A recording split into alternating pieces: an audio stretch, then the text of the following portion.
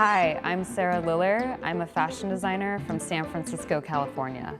Hi, my name is Ryan Micheletti, and I'm the co-founder of VetTech and director of global operations for the Founder Institute. I live here in Silicon Valley.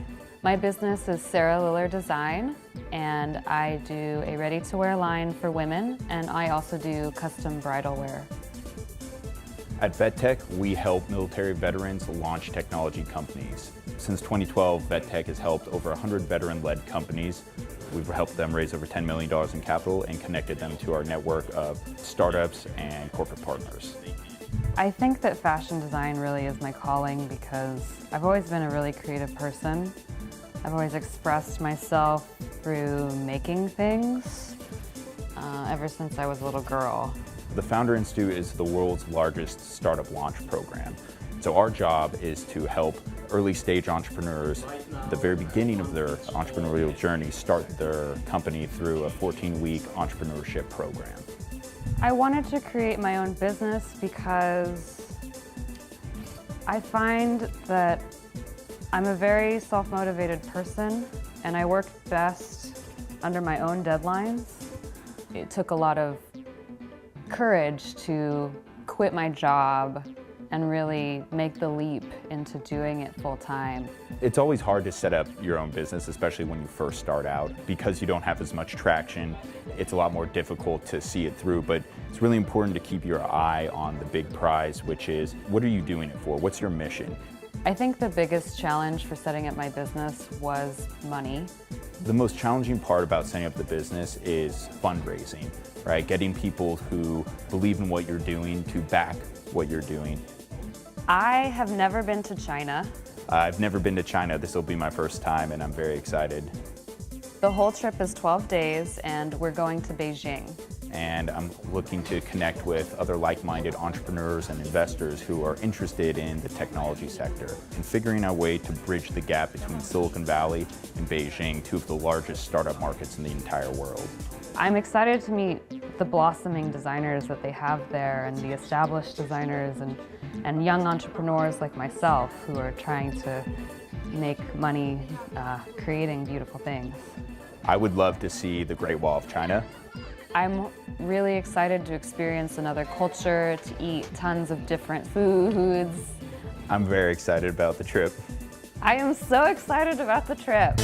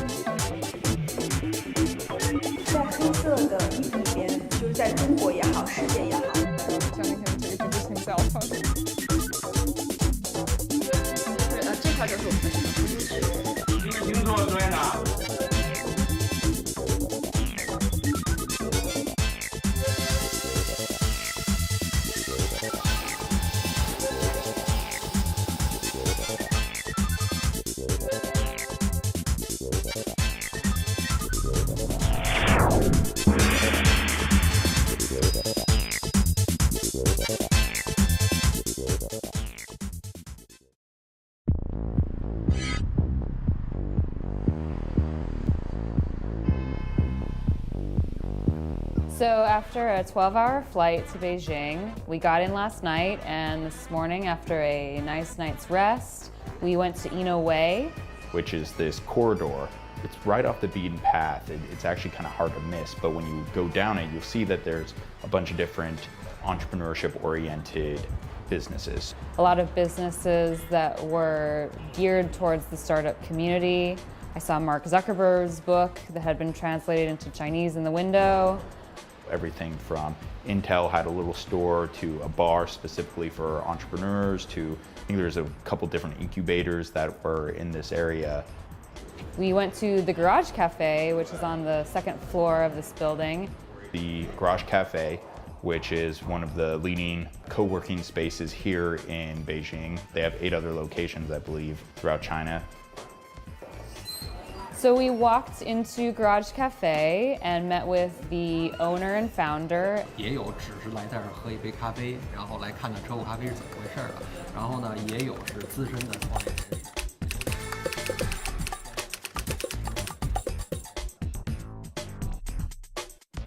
My first impression was that there seemed to be a good energy and buzz around the cafe. A lot of people, everyone had their laptops out, working together. So it reminded me a lot of some of the co-working spaces that you would see in Silicon Valley. 喝茶的时候，更多的思考的是一些哲学问题。It was interesting talking to the owners and hearing a little bit about how he started the cafe, what their goals are to really bring innovators and these young startup entrepreneurs together, along with investors and other entrepreneurs to really form a community and a partnership in the startup community in Beijing. Garage Cafe, they serve coffee, tea. One great question that Ryan asked was, why coffee and not tea? And what I thought was fascinating about that is they were saying that tea is more about relaxation for them and coffee is more about like getting to work. I think that what I'm doing with the Founder Institute could greatly benefit the Garage Cafe because it still seems like they're trying to figure out what to do with these startups. They bring them together, they give them coffee, but then what, right? And so they have some speakers come in, they might have some mentors, but I think a structured program will actually help accelerate, get them to a point where not only are they creating actual companies, but they're helping train the next generation of entrepreneurs. It definitely seemed like the owners or founders of Garage Cafe were interested in some kind of collaboration, and I had suggested a few different things. One is we can take our Founder Institute model and actually launch a chapter here in Beijing. The other was to help them take some of the promising companies that they're working with and actually bring them to Silicon Valley so that they can get used to and learn about how we do things in the Valley. And another thing that we did while we were there was we met with 2 tech entrepreneurs that had started their company in the Garage Cafe. One is an app that can read your emotion, whether you're happy or sad or afraid, whatever it is, and then it'll play a song that mirrors that emotion. Where I think what Chinese entrepreneurs are making similar mistakes to what a Silicon Valley entrepreneur would do. You know, it's easy to say, oh, we can, do A, B, C, D, E, F, G, but it's hard to focus on one thing. Just because you have a great idea and you can build the technology doesn't mean that you can turn it into a business. And that's really, I think, something that entrepreneurs on both sides of the Pacific Ocean see is they come up with these great ideas, but they don't really know the business that can support it. And it's really important to do that. Another entrepreneur that I spoke with is building this really cool modular baby stroller, where once the baby gets to a certain age, you can adjust it and take the different parts and turn it into a tricycle or a bike. Even though he makes bicycles and strollers and these more mechanical-based things, it was really cool to talk to him because he still had to deal with production issues and product development. So we got to talk about factories and dealing with those types of things, and I could relate that back to my own business. They'd been working on this thing for 3.5 years, and I asked them, like, did you go and talk to moms, or who was it that you did your customer development with? And it seemed like there was a little bit of a lack of that. They had a great idea and they just went for it instead of going and talking to the people who have essentially be buying it and making sure that it's something that they want. We have a saying that we use, do the dogs like the dog food. And it's super important that before you put a ton of time and resources and money into a project, that you're actually building something that can, 1, be useful for the end user and customer, and 2, be a profitable business to then scale and work on other things. It was great to see the sort of the innovation hub of Beijing, and it sounds like that it's going to continue to grow and expand, so I'm excited to see what the future brings.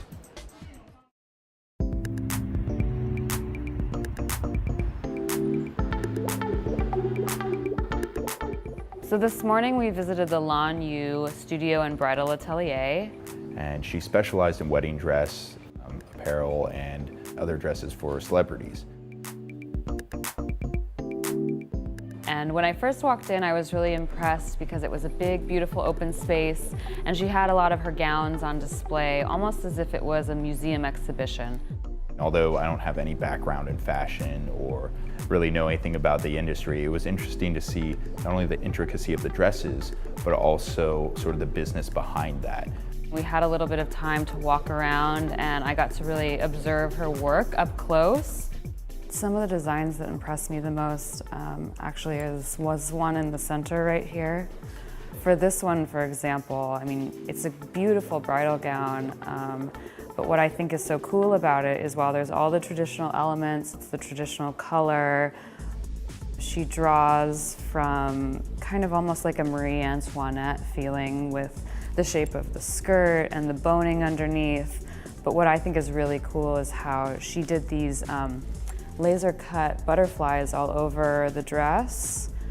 She left kind of the burnt edges of the laser cutting, which I think makes it gives it an extra dimension and adds a little bit of a contemporary flair to it. Another thing I noticed about all of the designs here is the quality of the workmanship. Everything in this atelier is constructed in a way that's just as beautiful as anything that I've ever seen in a museum, from Oscar de la Renta, Prada, or any of the big ones like Dior, any of those. The quality of the craftsmanship is incredible. I love how she really highlights the beautiful parts of a woman's body, like the back. I love how she kind of brings the attention up with the beaded detail, and also how she does the scalloping of the lace along the skirt. I've been playing a lot in my designs lately with sheer elements. Sheer is a very big thing in bridal right now. I love how she kind of played with the contrast of the sheer of the tool with the boning, the beading, kind of covering up certain parts but also showing others. All of these pleats, they're perfectly done and they're just incredible, and I love how she kind of left it a little messy at the neck so that it really brings the attention up and makes it look more modern. We met Lanyu. 我们先从这几个手工的部分说起。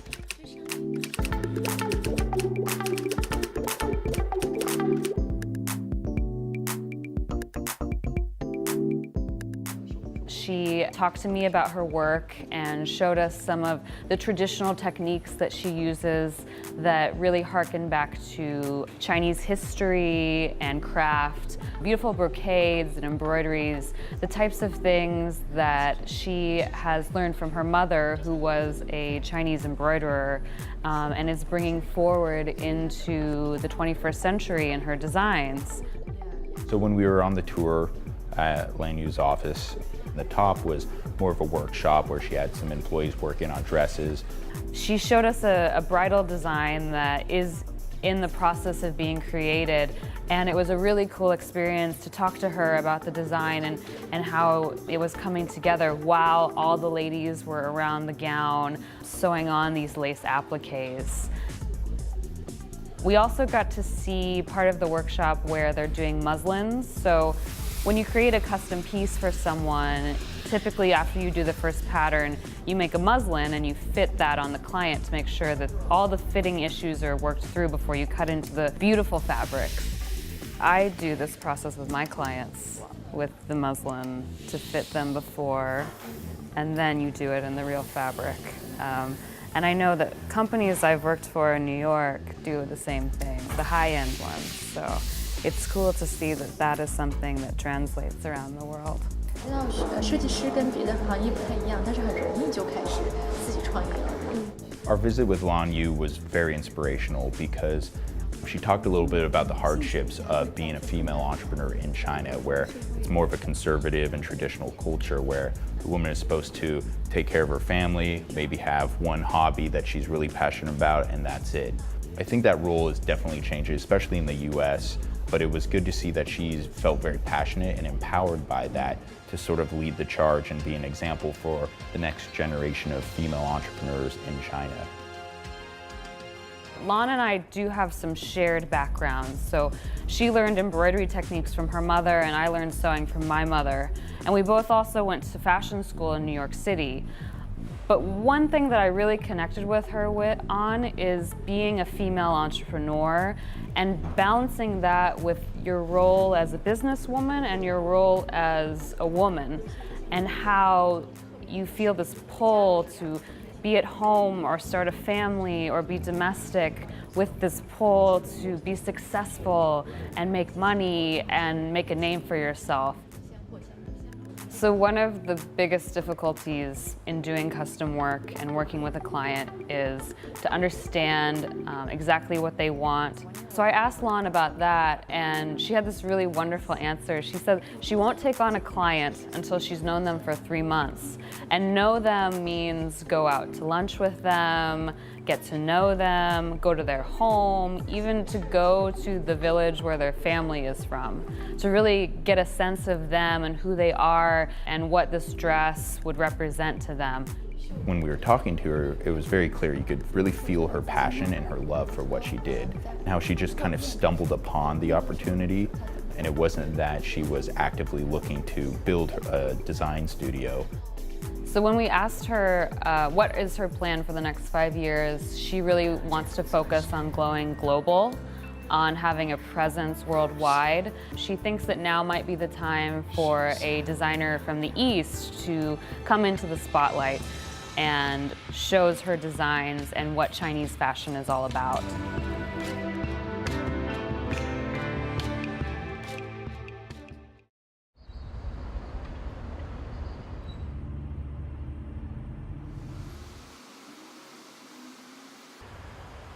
After lunch, we went to Sinovation Ventures.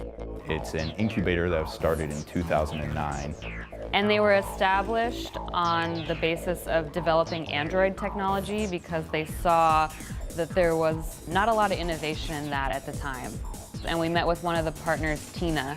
At least 10 or 30 new startups to go to the campus to recruit their talents.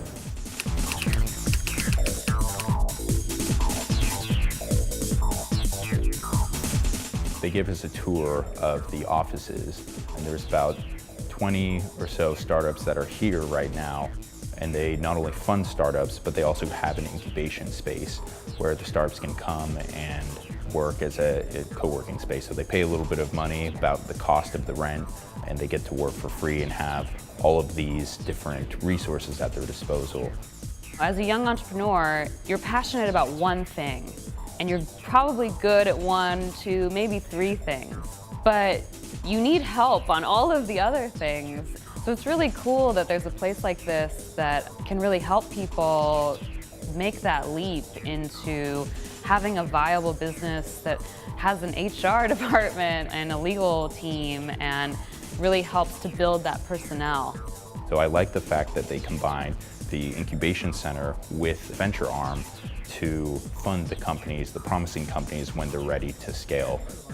So they had a wall that featured a lot of the CEOs that had successful exits or built successful companies.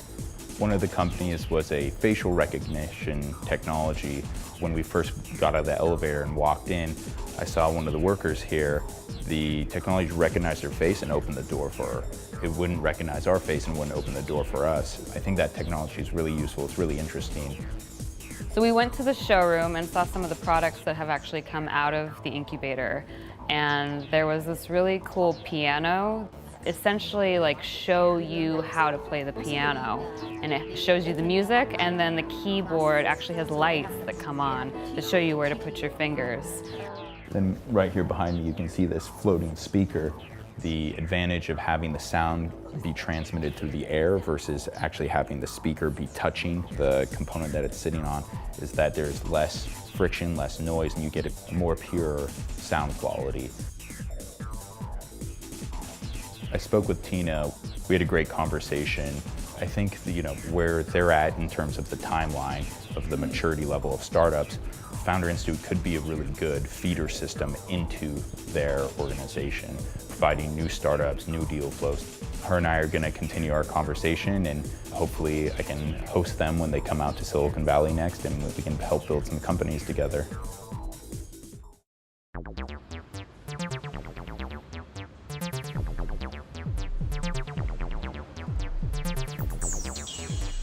This morning we went to a studio called Black Jason. Black Jason, who is a celebrity stylist and beauty consultant here in Beijing.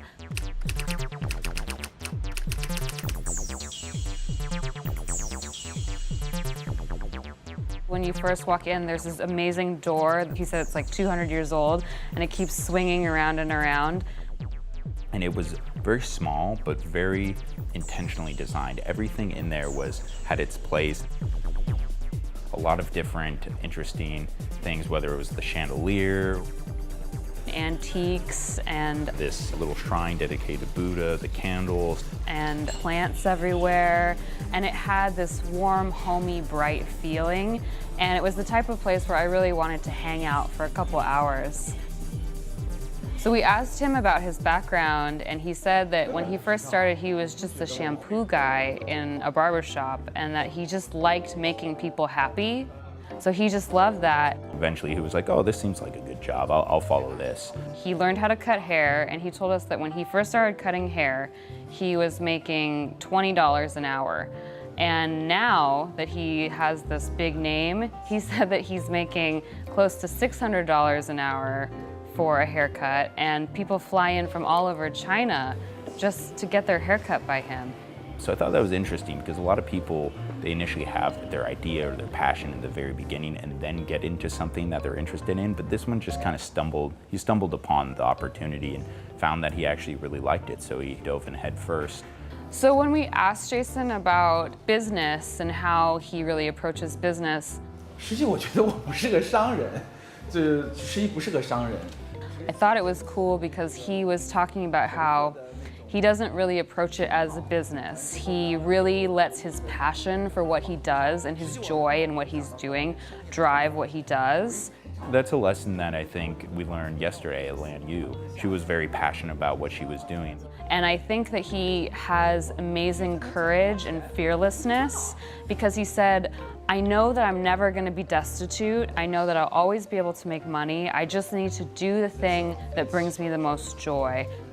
To see someone who is just like, I just love what I do and I just do it, and somehow, some way I've been able to make money is really inspiring and cool. I asked him, what did he think of his success, or how would you define your success? 但是我对那两个字我特别不想说。He said, oh, I don't want to use the word success. Because there's always more, not necessarily success to be had, but you could always keep developing further and further and further. And he told us that for doing personal style consulting, he makes something like the equivalent of $13,000 US an hour. That's crazy. That is so much money. He also didn't define that as success because I think to him it's more about the craft. It's more about putting his passion and love into what he does, and that's the important part for him. So the success is just a byproduct of the love that he has for his craft.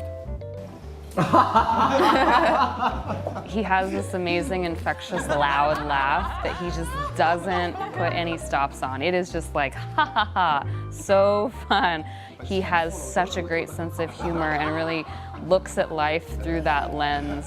And so he's definitely inspiring, and I think that if more entrepreneurs were able to follow their passion and really put everything that they have into it, then they'll actually achieve the success that they're looking for.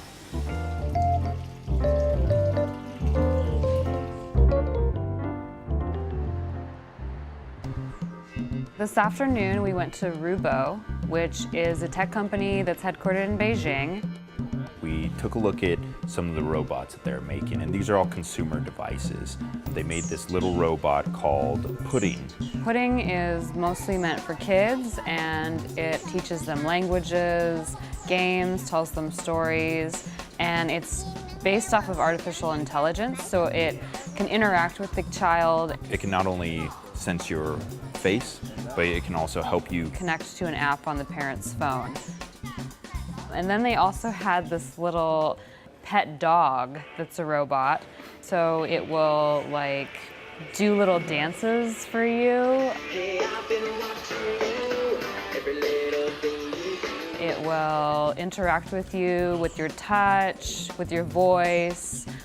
Good boy. And I thought it was really interesting to see how they're kind of jumping ahead of some of the other companies out there. You see the Amazon Echo, which is essentially a smart speaker, but this thing actually has a display on it. It's almost like a smartphone on top of a moving robot.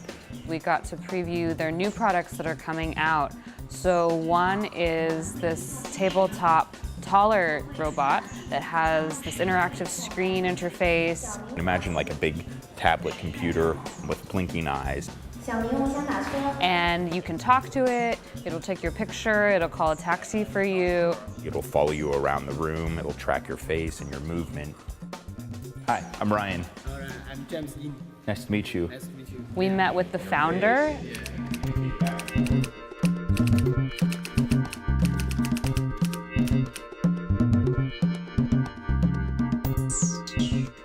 Maybe we should to do some product is live. So maybe robot. And he talked to us a little bit about having an internet-based business and how he has grown his business from 8 employees 2 years ago to 300 right now, which is incredible, incredibly fast growth. They have, I think, about 200 employees here currently and another 100 in Shenzhen. It's very hard for internet company at the beginning to earn profit. The reason that internet companies don't focus particularly on making a profit in the beginning is because if competition sees that you're making money, then it'll attract competitors into the space, and then you'll actually compete away some of that profit.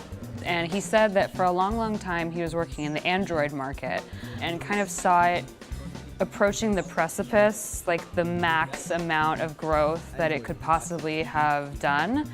And he was like, I need to do something else, something more innovative and something more meaningful to me. So he started this company and really saw that robotics and artificial intelligence was the wave of the future and decided to go into that. So with these internet tech companies, all of them are really built around a secret. And the secret that he knew was that mobile app marketplace was slowing down and that it was going to transition to the next generation of computing. So he wanted to build the platform that could expand that ecosystem, where you could download different apps onto this robotic platform. So to see someone like that in a completely different field who has a vision of the future was really, really inspiring, because as a business person, you really want to see what the next big thing is. You have to be ahead of the curve. It doesn't matter what industry you're in.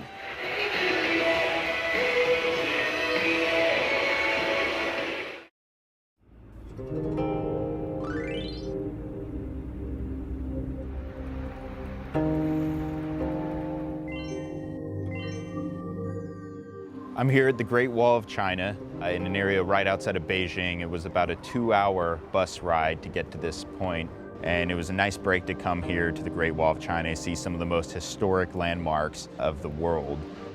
The portion that we climbed was at Hengguacheng, which is near this water reservoir. It was really nice to kind of get out of the city and drive through the countryside. Especially because of all the changing colors of the fall. I got to see a more pastoral side of China as opposed to seeing the hustle and bustle of Beijing. The portion that we climbed at Hengguacheng was 373 miles. It extends many, many miles beyond that, but this is just this one section that was built during the Ming Dynasty. Climbing the Great Wall was really great. It was a great hike. It was pretty strenuous, but not too bad compared to the hills of San Francisco. The mountains here remind me of those sort of near Big Sur in Northern California. The mountains are so high, and I don't see how they took these heavy rocks up the sides of them and really built this wall. I feel like I really got to see some of the beauty of China. We're here in October, which is one of the most beautiful times of year because all of the leaves are changing. A lot of reds and orange and yellow and still a lot of green. It was a really breathtaking experience, just seeing how far the Great Wall extended, going up and down through the mountains. Unlike other portions of the Great Wall that have been restored, this portion is in a little bit of disrepair. After we finished climbing the wall, we got to take a boat ride back to the beginning. So you really got to see a whole other perspective of the wall from the boat. The Great Wall was built by the first emperor of China, and throughout the years it was extended further and further throughout the different dynasties. Beijing is the capital of the People's Republic of China. Its population is around 21 million people. That's 2.5 times the population of New York City. Beijing is also over 6,000 square miles in the area that it covers, which is about 13 times the size of Los Angeles. Beijing's history dates back 3 millennia.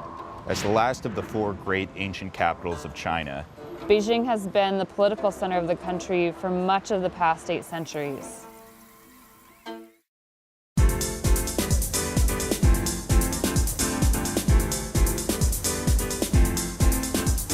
So this morning we went to the offices of Soiree, which is an online dress-selling company here in China.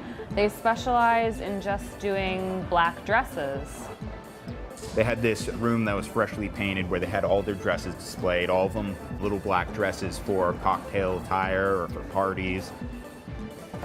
Hi, nice to meet you too. Hi, I'm Ryan. Nice to meet you.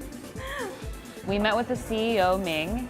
在广告方面让别人特别容易记住你的品牌。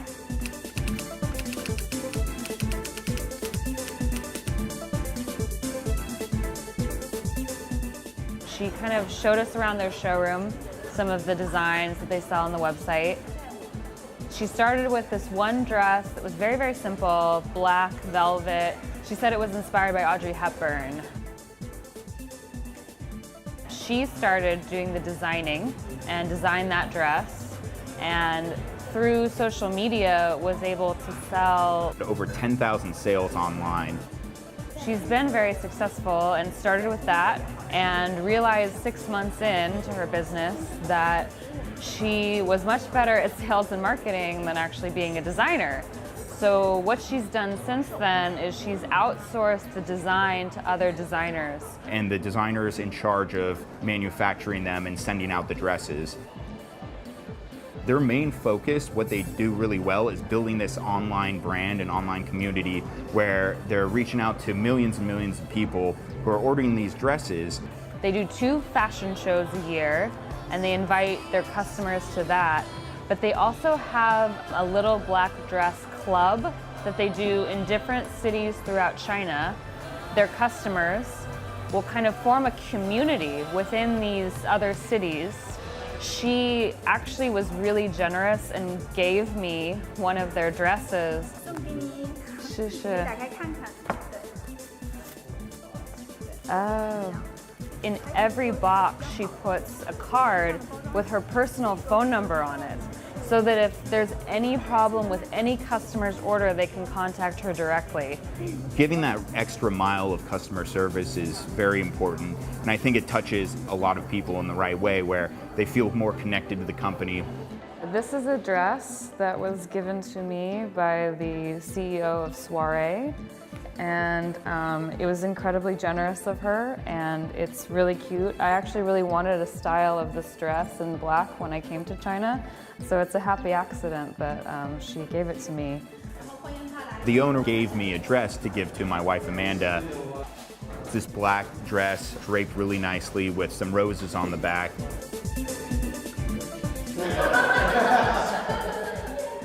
This is perfect, thank you.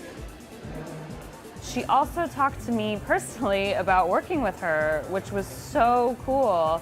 She offered to introduce me to friends of hers who have incubators here in China that help designers kind of get their production off the ground in China.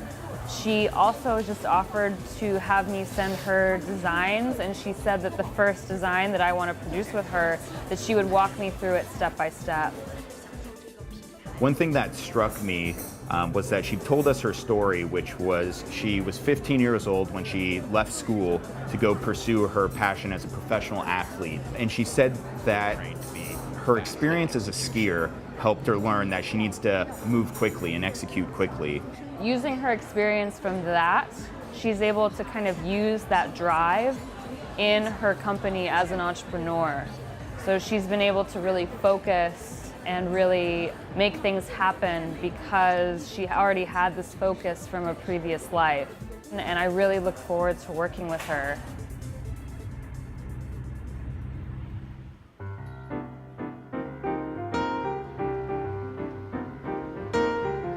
I'm here at Tiago Home Kitchen, which is an Italian restaurant in Beijing. And met with Katie and Andy, the owners. Andy was actually a professional dancer, and Katie was in the hospitality industry. What's incredible to me is they don't really have much of a background in the restaurant industry, but they both had a real passion for food. There's been this reoccurring theme of the trip where the entrepreneurs first follow their passion. Instead of the pursuit of profit, they go after something that they're passionate about, and the profit comes later after they put their heart and soul into their business. And since they've opened it, they've actually opened 2 others, and they're planning on opening another restaurant in Sydney, Australia within the next year. So one of their signature dishes is the tiramisu, and we tried the traditional, which was delicious, but then we got to try her version of it, which was with the strawberry. Katie said that she developed it for Valentine's Day because she wanted to have something pretty and pink for couples to eat on Valentine's Day. So she developed this tiramisu with these freeze-dried strawberries, and it was actually really tasty. We also got the chance to look behind the scenes and go into the kitchen and see what they were doing to prepare the food. We saw how they make salads. I watched one of the chefs make a steak and the other was making some sauces. So one thing that they said was very important to them is the quality of the food. And as you can see probably behind me that there's all these shelves stocked with food. I thought it was interesting because they said that they not only use this as a display to show the people here the authenticity of the ingredients they use and the region that it comes from. Almost everything is imported from Italy, but it's also storage for them. So they're able to have a smaller kitchen and still pump out a lot of different food for their customers here. So at the end of the night for dinner, we had this feast. Ganbei. Peking duck pizza, a variety of salads and seafood, mussels. I felt very at home here. A lot of the fresh vegetables that they use are sourced locally, and they said that they come from organic farms. So I've had a lot of Italian food in my day. My family is Italian, I have relatives over in Italy, so the meal here at Tiago was on par, if not better, than some of the food that I've had in Italy. When I see Katie and Andy, I'm not a restaurateur, and I don't think I ever will be, but to see their passion and their drive for what they do is really inspiring. They obviously love the restaurant industry, they love food, and they want to put the best product forward for their consumers. And I want to do the same thing in my industry as well.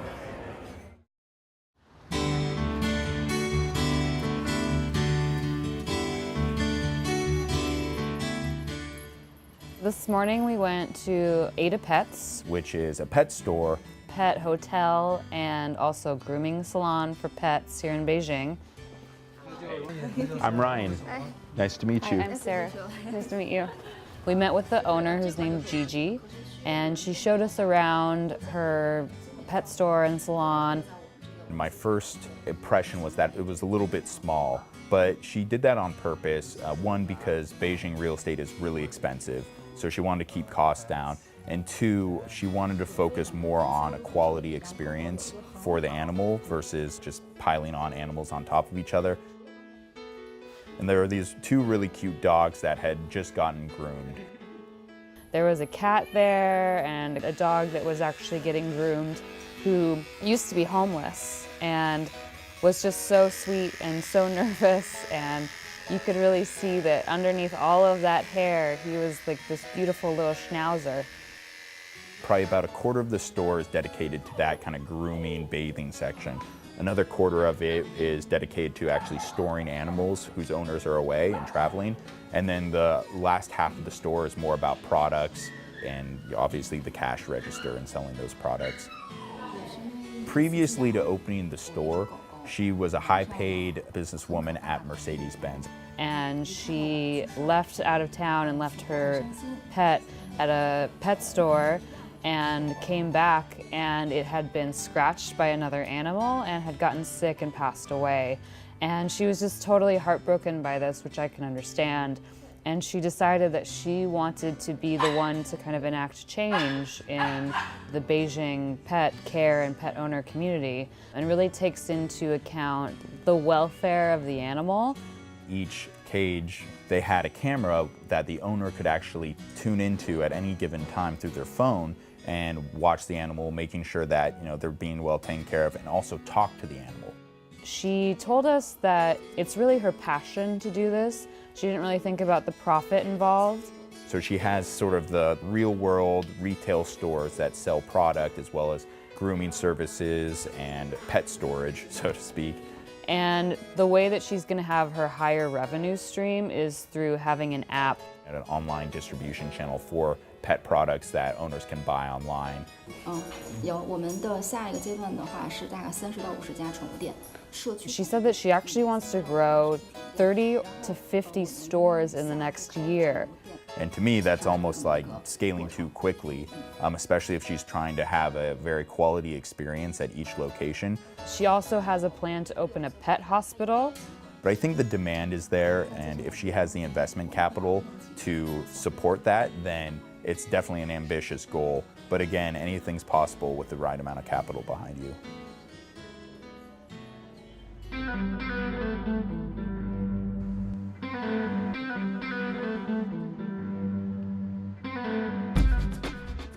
This afternoon we went to Bridal, which is a video communication company in China.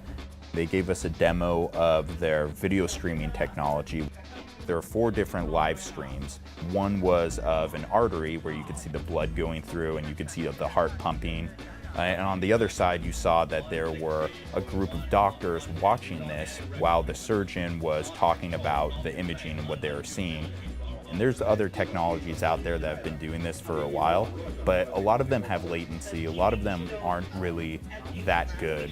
They were saying that one issue with China, because it's such a large country and because some places are very difficult to get to, that sometimes smaller hospitals have a hard time having knowledgeable staff.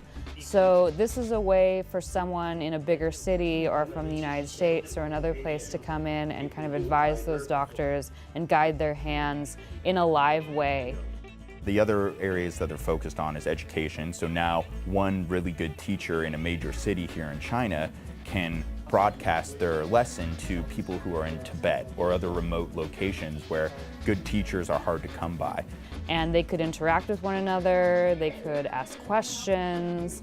So it was this really cool interactive way for students in a more remote part of the world to have access to a really great teacher. They have this little box that's about the size of a briefcase, and you can use that with a television camera to live stream video. This is revolutionary because it will replace those media vans that you see, like if ever there's an accident or something, some news event, you always see the truck with the big satellite dish. So that it can be replaced by something that is the size of a suitcase. You not only use a computer to generate the images and using a camera to broadcast the image, but you could also use your cell phone. So they have an app that's peer-to-peer, meaning person-to-person, where you can chat with someone across the globe, which I'm interested in using for the Founder Institute. One of my hesitations for working in China is I like to be in the factory, I like to see what's going on, I like to be there every day. So if I can have someone live streaming and being able to kind of check in and see the progress of things and really see stuff basically live, that would be really, really helpful for me and my business. So after my conversation with one of the founders, it sounds like there are a lot of things that I can help them with, whether it's through Founder Institute or VetTech, to help them set up their Silicon Valley office.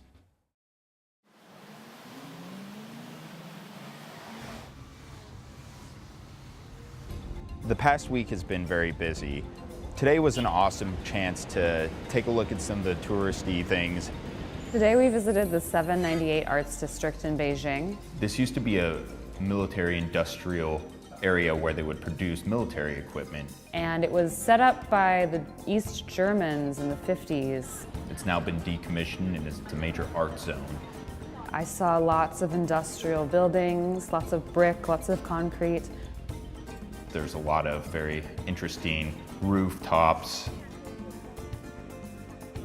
We also saw this amazing sculpture garden, so lots of different pieces in the large scale. My favorite sculpture was this dragonfly. It was made of stainless steel and had different colors along the wing. One of my favorites was of this guy looking down at a frog. I would love to know what that represented. And the way it was done was just so well. And I mean, you look in the faces of the frog and the man, and you could really feel a lot of emotion from that. Another favorite sculpture or statue that I saw was these two terracotta warriors who were holding these flowers. They're made out of metal, and the metal was painted very intricately on the actual metal piece, and they were holding these almost copper roses or lilies in their hand. Another thing that we went and saw was this graffiti area that had all these graffiti artists from all over the world that had come to Beijing and put together murals together. It reminded me of some of the artwork that I had seen at the Berlin Wall. My favorite part of the graffiti wall was of this wolf that had all this blue on him and gold. He had a can of spray paint that was in his hand and had a gold chain around his neck. And it was really, really cool to see this type of art can be transferred from culture to culture and be accepted by all different nations.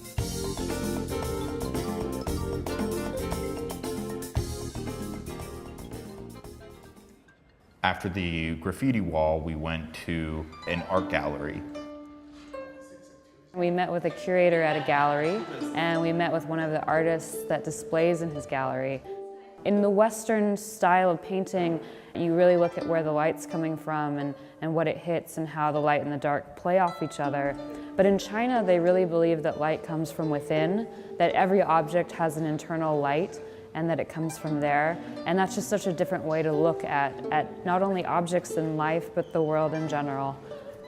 With the oil painting, you could see these brush strokes throughout each of the paintings, and it kind of reminded me of some different philosophies where, you know, the spirit that moves through all things, you could kind of see the waves and the pictures as they dance together, and sort of seeing the thing behind the thing that you're looking at. Everything in the paintings really represented something else. You're not just looking at a scene of grass, a grassy field, you're looking at the grass as the grass representing strength and viability and life, and how it goes from being dead to being green and alive again. So it was very interesting to see how he incorporated his own spiritual practice into his art and brought out the light from within himself to the actual piece. I think that's going to help me to have more confidence in my work. If an idea comes to me, then I should just go with it and obviously work on it and make sure I can make money, but to be more present with myself as an artist as opposed to worrying so much about making money.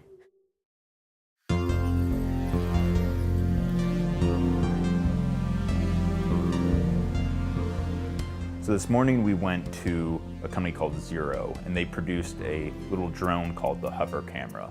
We got to see a demonstration of how it works. It folded up kind of like a book, and it comes in this little carrying case. You can put it in your backpack and take it wherever. It was very lightweight. It felt almost like a little bit over a pound. What was great about it is that a lot of drones these days, you have to use a custom joystick, and you know, the propellers are exposed and it can be pretty heavy. This is very lightweight, and it enables the consumer to use something that they already have on them, which is their smartphone, to control it. One of the cool features is that it uses artificial intelligence to track your face and track your body, so it'll actually film you as you move around a room, or if you're doing other activities where you can't physically control the camera, but you want to get footage of yourself doing something. Part of my marketing strategy is to do blogging and fashion pictures of myself. So it would actually be really easy for me to take pictures of myself, and really good pictures, using this drone camera. The drone itself was easy to play with. You actually have the ability to customize what the controls are. But at the same time, we still want to. So we talked to Tony, who was one of the co-founders and the VP of engineering. One design aspect that they talked about was they wanted to keep the propeller blades enclosed so that increased the safety level of the drone itself. So I actually think that once I get back to the States, I might think about buying one.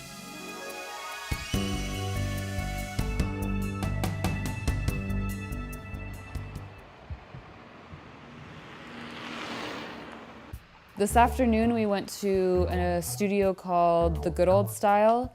So it's this couple, Mr. Chang and Gigi, and they're a jewelry designer and a clothing designer respectively. When we walked in, it was this really cool room, a lot of wood on the walls and the floors, and it had a lot of old antiques in it. They started out selling old furniture, a lot of old vintage stuff from mid-century America and Japan. And then we sat down with them and chatted with them about their business, where they get their inspiration from.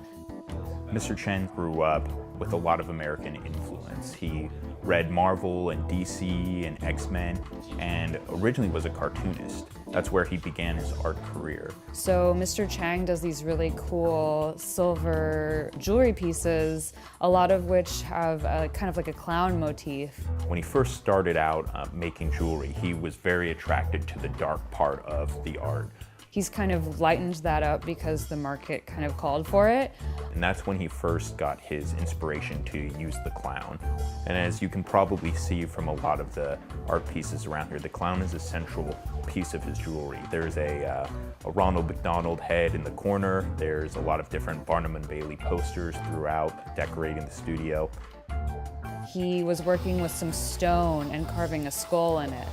So it was really, really cool to see. I don't really get to see a lot of jewelry making. Mr. Chen's wife, Gigi, has her own brand called Simple Cut, which she makes designer clothing and sells it online. She uses these really beautiful embroidered silks that are very, very Chinese. Beautiful colors and these beautiful flower and bird motifs. And she does custom work and makes kind of traditional Chinese outfits with them, but also showed me some pieces that were a little more contemporary. It was great to see her workshop because it looks a lot like mine. Previously, she had a business where she had 40 employees and they were cranking out a lot more product a month, but she didn't like that as much, and so she decided to scale it back to focus on the individual pieces, to focus more on the artwork. And it seems like that's the general direction that he wants to head, where he wants to focus more on quality, improving his craft, and making what he likes. They've discussed opening up a retail store in a very busy, high-traffic area of Beijing to help with marketing, to increase sales. Because they really want to be in the studio working on their craft and not having to focus so much on selling and marketing.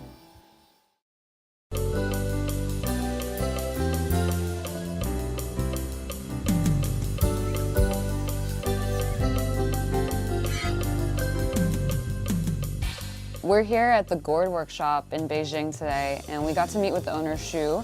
多子多福，这是它一个象征。 The first thing I noticed about the gourd shop is that it was a little bit small, but it turns out that the owner has about 40 employees working underneath him. They have a farm outside of Beijing, about an hour-and-a-half drive. And I asked him, what's the significance of the gourd? Is it just like a beautiful canvas that you use, or is there more meaning behind it? And he said that it's sort of like a lucky charm. It brings luck in Chinese culture. He uses these vegetables, gourds, and makes art with them. There's a couple different techniques that you can use for the gourd artwork. So you can burn it, you can paint.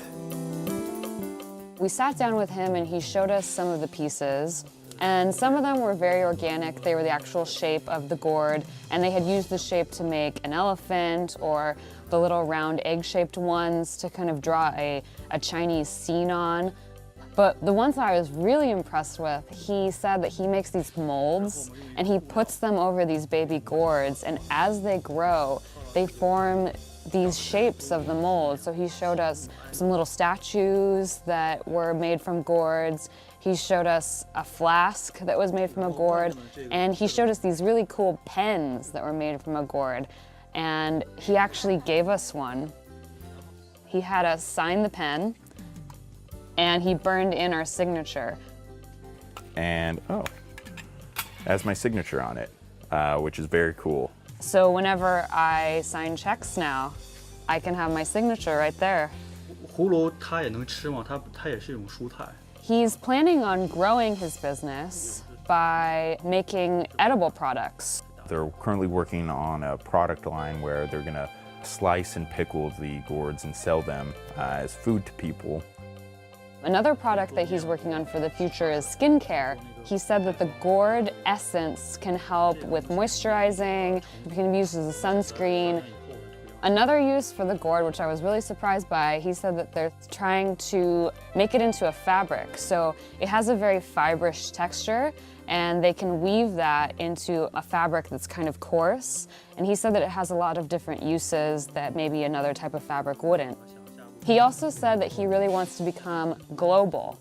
So what he's doing is he's partnering with other artists throughout China, but also in other countries. So he mentioned Turkey, the Netherlands, the United States, Japan. So he's meeting with these other artists and forming a cooperation with him where they'll take the artwork and they'll distribute it for that particular artist and then share in the profits. So it's a really smart way to do business. It's a great way to make sure that you're not actually competing with anyone else in the market because your competition becomes part of your team. It seems like this is a growing trend. It's still relatively small. It's sort of niche, but he feels that it's going to continue to grow. And once the word gets out about what the gourd artwork is, it should continue to grow. Today marks the end of our trip, and it's been an incredible journey. I've really fallen in love with China. So many different great experiences. Some of the ones that I enjoyed the most were going to Sinovation Ventures and seeing essentially how Chinese incubator was set up and how it works and how that differs from an American incubator and what the similarities are. I really enjoyed meeting Wang from Soiree. She was incredibly kind and generous of spirit and has offered to help me not only sell my product here in China, but also to do manufacturing here. And that is the main reason I came to China, was to find those two avenues, and this one person who's being so generous is going to help me with that. Two of the places that I also enjoyed visiting were the tech companies, Rubo Robots, who produce the little dancing robots that you can interact with, and Bridal, the video streaming company. Another amazing highlight of this trip was to meet Lanyu. Her work is impeccable, and so to see that that's going on here in China was really inspiring. At the end of this trip, I feel very thankful for the opportunity to come and learn about Chinese entrepreneurs and their stories. At the end of the trip, I feel inspired. I truly think that the key to global peace is cooperative entrepreneurship. And it's not just between countries, but it's also between the individuals within those countries. I think I'm most excited about going back home and working and getting to work, because I have so many ideas and so many plans after this trip, and I really want to put them into action right away.